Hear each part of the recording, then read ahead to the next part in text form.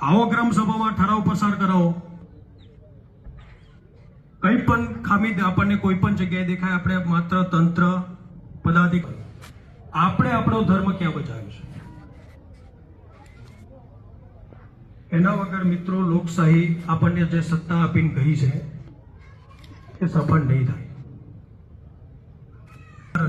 જે અમલમાં આવ્યું એના માટે આપણે આ દિવસની ઉજવણી કરીએ છીએ.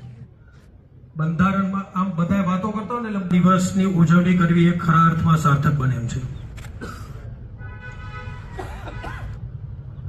ભૂલ કદાચ એવી થઈ ગઈ એવું લાગે છે કે ફરજોને મરજિયાત બનાવી દીધી.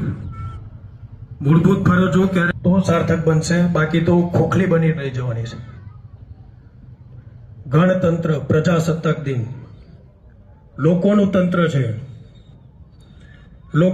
લોકોના માટે છે એટલું આપણે સ્વીકાર્યું છે.